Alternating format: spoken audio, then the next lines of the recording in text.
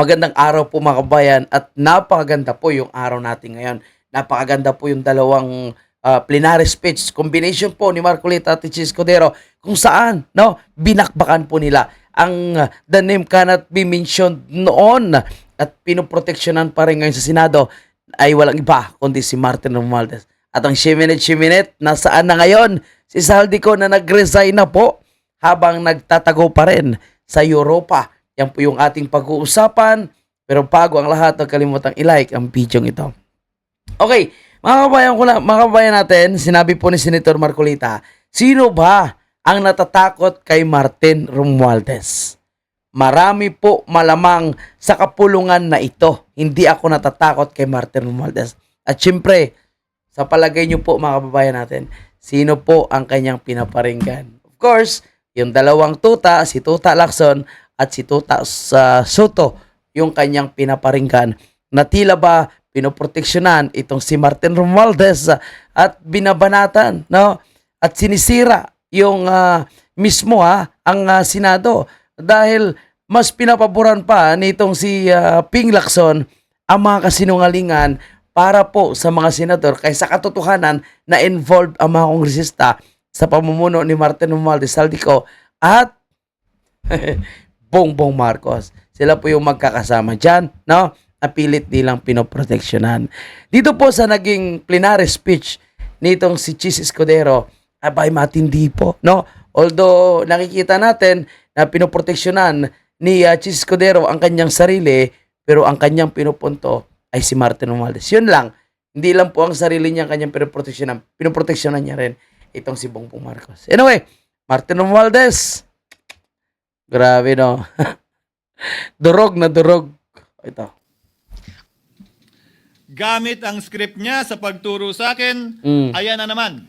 May tatlong daliring nakaturo palagi pabalik sa kanya tuwing ginagawa niya yan. Ulitin ko po for the record, Ginoong Pangulo. Ang sinabi ni retired Master Sergeant Gutesa, 35 maleta ng pera na naglalaman na mahigit kumulang 48 milyong piso bawat isa o kulang-kulang 1.7 billion pesos sa isang delivery ay di umano hinatid niya sa iba't ibang bahay, sa iba't ibang pagkakataon ni Martin Romualdez. Subalit, sa kabila ng lahat ng ito, hindi ba nakapagtataka? Bakit hindi sinasama si Martin Romualdez sa anumang investigasyon? DOJ man, NBI man, AMLAC man. No ako po ay pinuntahan, no ako po ay dumalo sa imbitasyon ng ICI bilang resource person, binanggit ko at tinanong ko din ito sa kanila. Ganito ba katindi ang kapangyarihang hawak ni Martin Romualdez?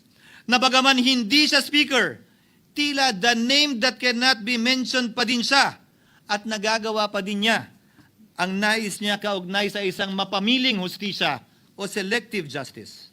Halimbawa, bakit ang daming kondisyon bago ipasok ang mga diskaya na nagpangalan sa maraming congressman sa witness protection? Pero pag si Alcantara, Hernandez at Bernardo, walang ganong kaparehong kondisyon. Bakit hiniling agad ang freeze order di umano para sa asset ng mga name drop na senador? Pero maliban kay Congressman Zaldico na mukhang nilalaglag na nila, ni isang congressman walang request para sa freeze order. Pagdating naman kay Martin Romualdez, Ayan pati si Chis Escudero, napansin na rin po mga kababayan, no? Na si Saldico ay talagang nilalaglag na po ng kampo ni Martin Romualdez at ni Bongbong Marcos. diniliveran ng bilyong piso sa bahay mismo niya. Ang sabi ay, quote, "We will work on it lang." Bakit interesado ang lahat sa 6 na senador na idadawit di umano ni Bryce Hernandez na handang-handa tayong alamin sana kung sino-sino sila para mapagpiestahan natin sila? Pero nung sinabi ni Bryce na hindi pala senador, kung hindi kongresista lamang ang papangalanan niya, aba, biglang naglaho ng parang bula ang atensyon. Sige, banatan mo, Chis. Parang wala na nagtanong. Parang wala nang interes para alamin. Sino-sino nga ba yung mga yan? Goy, ang sakit naman yan kay Tuta Soto at kay Tuta Lacson. Kung ako po yung tatanungin nyo, alam ko merong 6 na senador eh. may nagtatanong sa akin, bakit wala si Cheese? And my answer to that is, Yeah. I'm almost sure, no, probably hindi ma-mention si Cheese simply because walang insertion doon. Si Sa Bulacan. Escudero, wala doon. Hindi po, Senator, yung laman nung computer ko. So fake news yun, ha? May 6 na senador na nunumbrahan mo daw. Mga congressman yung nasa computer mo. Yes, yung nasa computer ko po, congressman po. Okay. Alam mo, sinabi na yan ni Bryce Hernandez, mga kabayan natin, no? Na yung laman ng kanyang computer ay mga congressman. No, ang sama ng pagmumukha ni Tuta Soto. Thank you.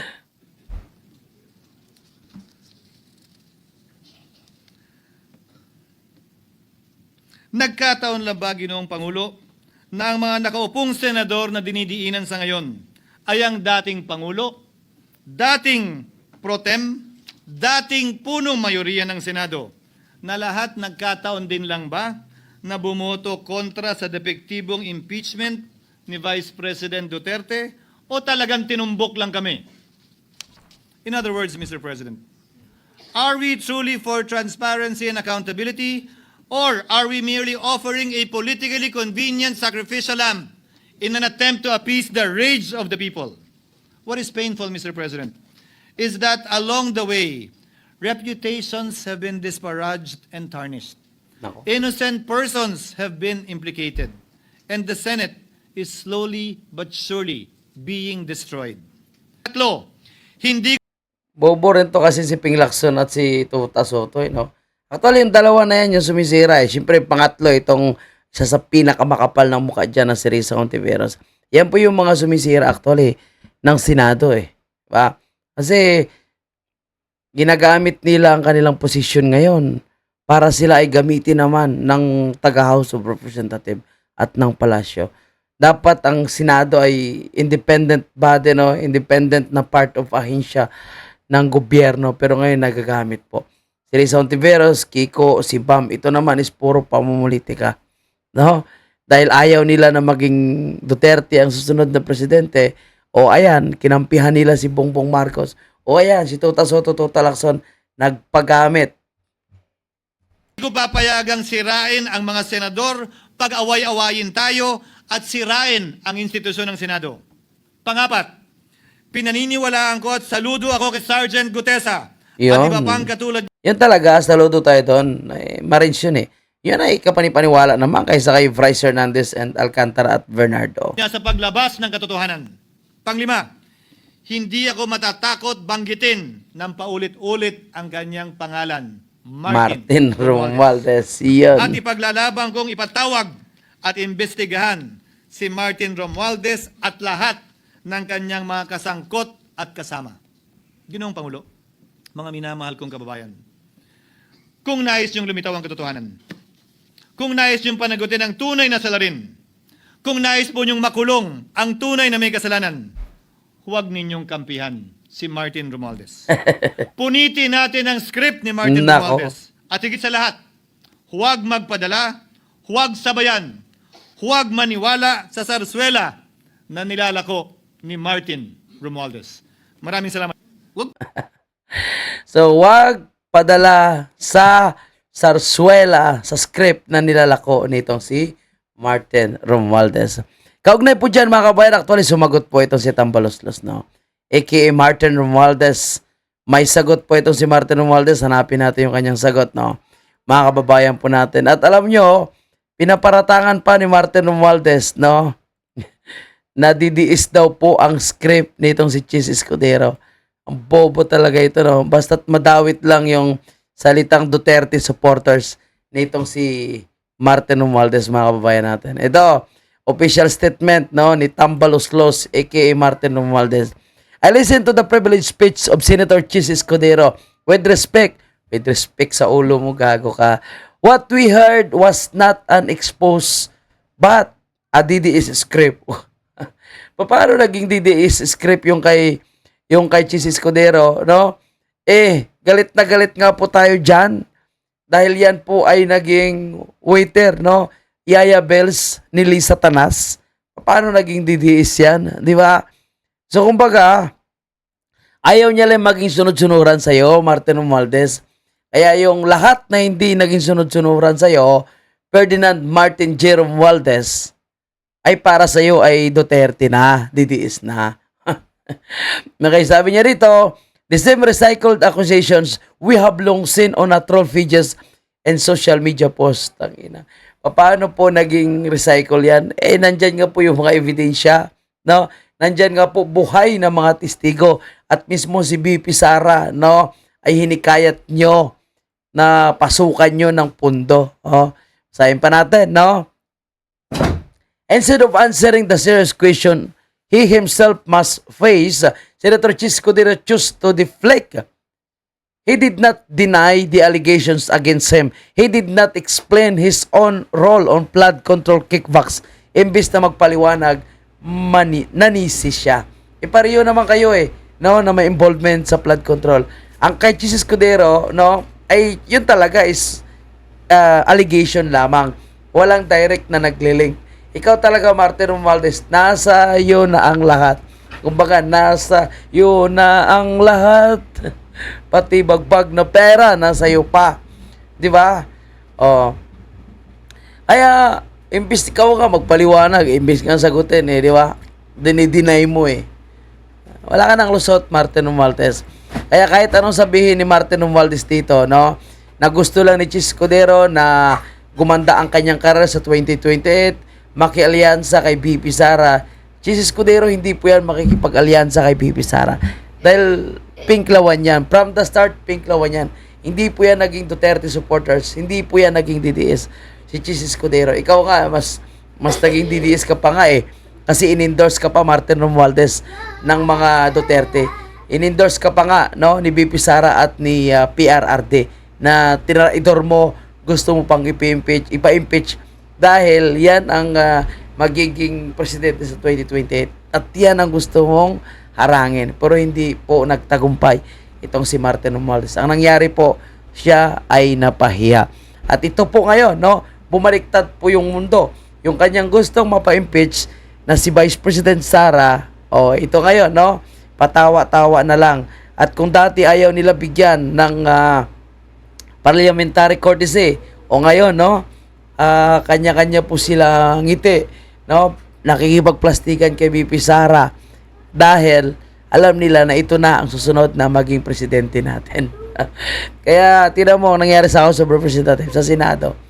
Sobrang nila ngayon, no, kinikare nila itong si BP Sara. Okay, balikan natin yung shiminute, no, ng mga makakapalang mukha na ito. Ito si Saldico, sabi niya dito noon, shiminute, ayaw niya lang talagang sumagot sa confidential fund kasi ninakaw niya yung pera.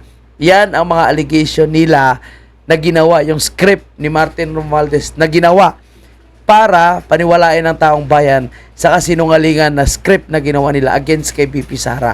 Pero God is good, hindi po sila nagtagumpay. Ano nangyari? Ngayon nabaliktad. Silang dalawa ngayon ang nag-resign.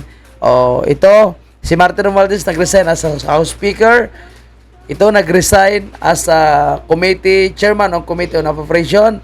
Ngayon nag-resign na as congressman, no, ng Ako Bicol Party List dahil sa kanyang pagtatago ngayon. Kaya para kay BP Sara, ngayon shiminute ka. Hindi ka makauwi sa Pilipinas dahil lilitsunin ka rito. Takot si Saldico na maging litson na buaya kung uuwi siya sa Pilipinas. Kaya hanggang ngayon, sino ngayon ang shiminute at ayaw managot, ayaw magpaliwanag? Dahil si BP Sara hinarap lahat ng mga allegations sa inyo. Pati sa impeachment hinarap, pati Supreme Court, no? Ay talagang hinarap niya ang lahat ng mga accusation. Ombudsman hinarap. Ngayon, nasaan kayo ngayon? Sino ngayon na ang tunay na magnanakaw? At yung mga magnanakaw na ito, pilit sila gumagawa ng script, no, para idiin si BP Sara. Yung problema nila, bumaliktad ang mundo. At ang kanilang allegation against kay Vice President Sara, lahat ay bumalik sa kanila. Martin Romualdez, wala na, sira na po yung career ni Martin Romualdez. Ang pangarap niya na maging Vice President, ang pangarap niya na maging President, wala na.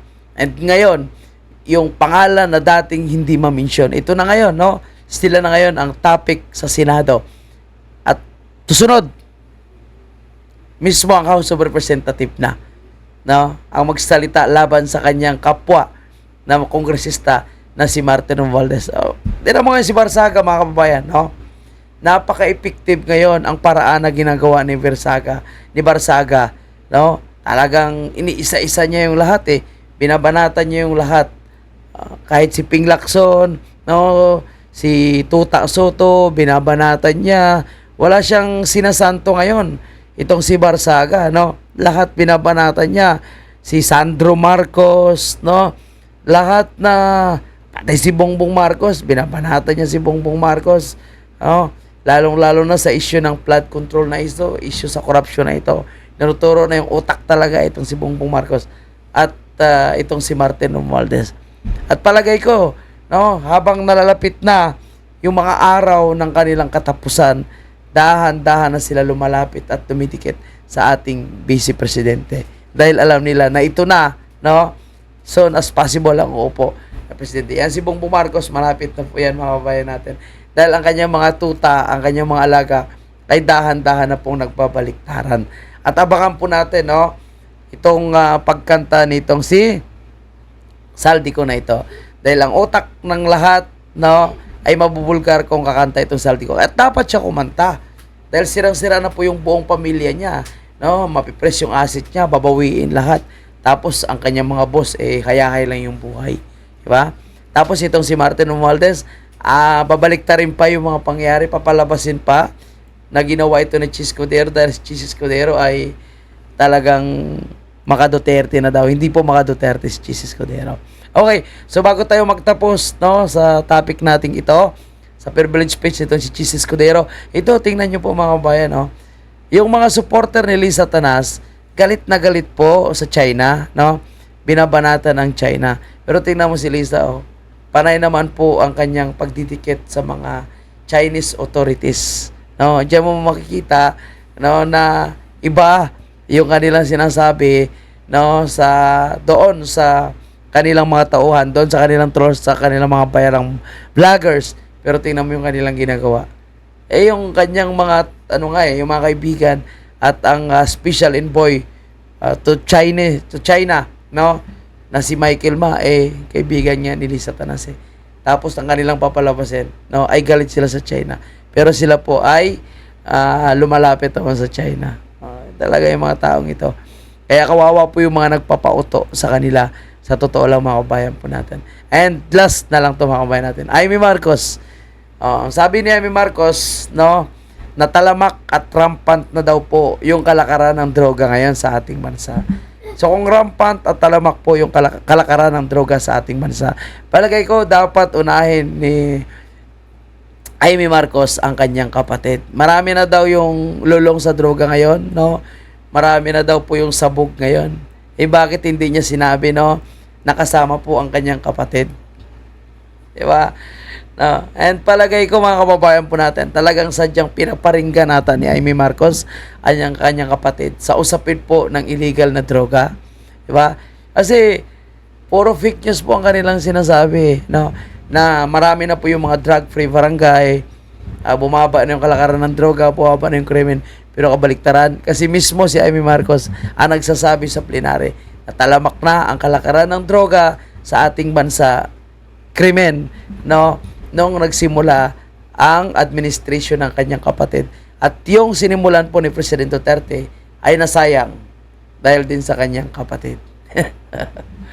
Naku, ano ba yan, Amy Marcos? Dapat dinidiretsa mo na yan. Dapat ina-address niya yung kanyang mga speeches, no, kanyang plenary speech kay Bongbong Marcos, no? Na siya naman talagang tunay, no, na hindi makasagot, hindi makapaliwanag sa kanyang issue sa pagiging addict at takot magpa-hair follicle. Si Amy nagpa-hair follicle ito, negative in fairness. So yan lang po, mga kabayan po natin yung ating topic, Shiminit. Naku po, nasaan na po itong si Saldico at itong si Martin Romualdez. Sumuko ka na, Martin Romualdez, napapaligiran ka na ng sambayan ng Pilipino. Diba? Kinantahan pa nga siya ni Chis Escudero, no? Martin, magnanakaw. Maraming salamat.